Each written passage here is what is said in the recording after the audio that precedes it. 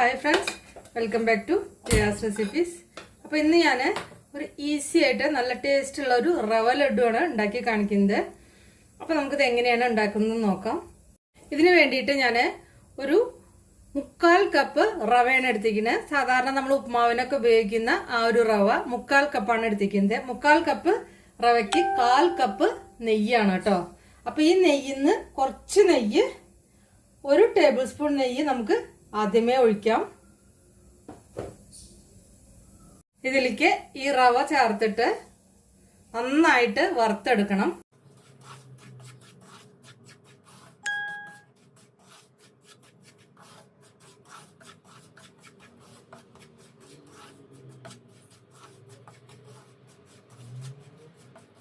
നല്ല ഗോൾഡൻ കളറിൽ ഇത് വറക്കണം.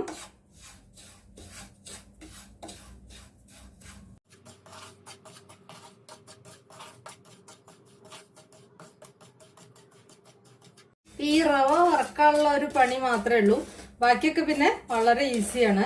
ഈ റവ വറക്കുമ്പോൾ കുറച്ച് ശ്രദ്ധിച്ച് കുറച്ച് നേരം കുറച്ച് സമയം എടുത്ത് വറക്കണം എന്ന് മാത്രമേ ഉള്ളൂ. പിന്നെ നമുക്ക് വളരെ എളുപ്പമാണ് ലഡു ഒക്കെ ഉണ്ടാക്കാൻ. സാധാരണ നമ്മൾ റവ ലഡു ഒക്കെ ഉണ്ടാക്കുമ്പോൾ കുറച്ച് നാളികേരമൊക്കെ ചേർക്കും. ഞാൻ ഇതിൽ നാളികേരമൊന്നും ചേർക്കുന്നില്ല. അപ്പൊ നിങ്ങൾക്ക് വേണമെങ്കിൽ ഇതിലേക്ക് ഒരു 1/2 കപ്പ് നാളികേരം കൂടി ചേർത്തിട്ട് ഇതിനോട് കൂടി വറക്കാവുന്നതാണ്. ഞാൻ ചേർക്കുന്നില്ല. അപ്പൊ ആ കളറൊക്കെ ഏതാണ്ടൊക്കെ മാറി വന്നിരിക്കുന്നു. ഒരു ഗോൾഡൻ കളറ് ആയി തുടങ്ങിയിരിക്കുന്നു.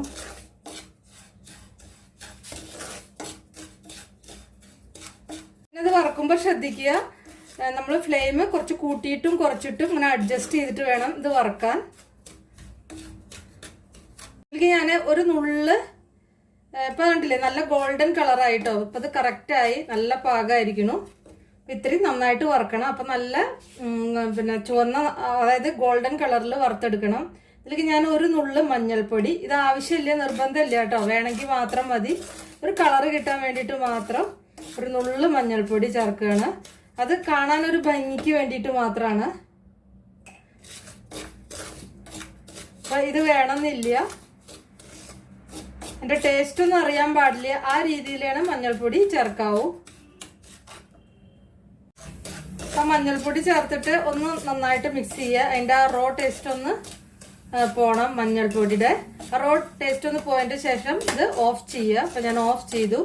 ഇതിനി ഒന്ന് തണുത്തതിന്റെ ശേഷം മിക്സിയുടെ ജാറിലേക്ക് മാറ്റണം.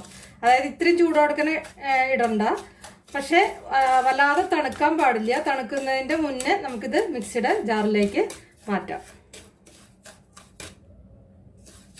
അത് ഞാനൊരു മിക്സിയുടെ ജാറിലേക്ക് മാറ്റിയിട്ടുണ്ട്. ഇത് ഇപ്പോൾ അത്യാവശ്യം ചൂടൊക്കെ ഉണ്ട്, അല്ലാതെ തണുക്കരുത് കേട്ടോ. ഇതിലേക്ക് 1/2 കപ്പ് പഞ്ചസാരയും കൂടി ചേർത്തിട്ട് നന്നായിട്ടൊന്ന് അടിച്ചെടുക്കുക. പഞ്ചസാരയും റവയും കൂടിയിട്ട് നന്നായിട്ട് പൊടിച്ചെടുത്തിട്ടുണ്ട്. ഇനി ആ ബാക്കിയുള്ള നെയ്യ് ഇതിലേക്ക് ഒഴിക്കുക. ഇതിലേക്ക് ഒരു 3 ടേബിൾ സ്പൂൺ അണ്ടിപ്പരിപ്പും 3 ടേബിൾ സ്പൂൺ കിസ്മിസും കൂടിയിട്ട് വറുത്തെടുക്കുക. ഇതിലേക്ക് ഒരു 3 ടേബിൾ സ്പൂൺ അണ്ടിപ്പരിപ്പും 3 ടേബിൾ സ്പൂൺ കിസ്മിസും കൂടിയിട്ട് ഒന്ന് വറുത്തെടുക്കണം ബാക്കിയുള്ള നെയ്യില്.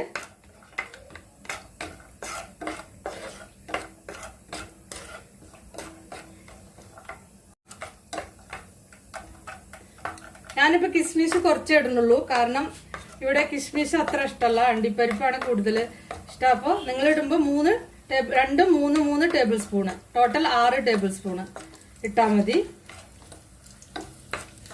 രണ്ടും വറുത്തിട്ടുണ്ട്. ഇത് നമ്മൾ പൊടിച്ച റവയും പഞ്ചസാരയും പൊടിച്ച മിശ്രിതത്തിലേക്ക് ഇതങ്ങോട്ട് മാറ്റുക. ഇത് ഒഴിക്കുക, നെയ്യും ചേർത്തിട്ട് മാറ്റുക.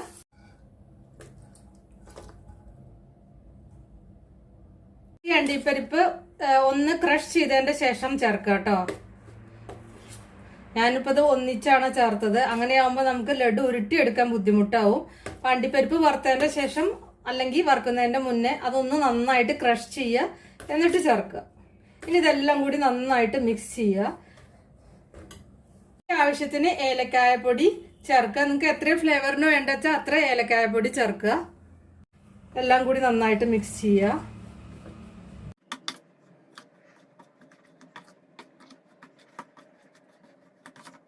നന്നായിട്ട് മിക്സ് ചെയ്ത് വെച്ചിട്ടുണ്ട്. ഇനി നമുക്കിത് ഇതേപോലെ എടുത്തിട്ട് ഉരുളകളാക്കുക. അപ്പം നിങ്ങൾ അണ്ടിപ്പരിപ്പ് ഒന്ന് പിന്നെ ക്രഷ് ചെയ്യണം കേട്ടോ. അപ്പോഴാണ് ആ ലഡുവിൽ മൊത്തം അതിൻ്റെ ടേസ്റ്റും വരുള്ളൂ. അങ്ങനെ ആകുമ്പോഴാണ് എപ്പോഴും ടേസ്റ്റ് ഉണ്ടാവുക. ഇതുപോലെ ഉരുട്ടിയെടുക്കുക. ഉരുട്ടിയെടുക്കുമ്പോൾ ശ്രദ്ധിക്കണം കേട്ടോ, ചെറു ചൂടോടെ ആണ് ഉരുട്ടിയെടുക്കാവൂ. അതായത് കൈകൊണ്ട് തൊടാൻ പറ്റുന്ന ചൂടുണ്ടാവണം. ചൂടാറാൻ നിൽക്കരുത്. എപ്പോഴും അത്യാവശ്യം ഒരു ചൂടുള്ള സമയത്ത് തന്നെ നമ്മളിത് ഉരുട്ടിയെടുക്കണം. ഇപ്പം ഇതാ ഇതുപോലെ ഉരുട്ടിയെടുക്കുക. അപ്പോൾ നിങ്ങൾക്ക് പിന്നെ പഞ്ചസാരയുടെ അളവ് വേണമെങ്കിൽ കുറയ്ക്കാം. ഇതിപ്പോൾ അത്യാവശ്യം നല്ല മധുരമുണ്ട്.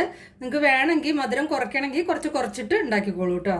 അപ്പോൾ ഇതുപോലെ ബാക്കിയെല്ലാം ഉരുട്ടിയെടുക്കാം.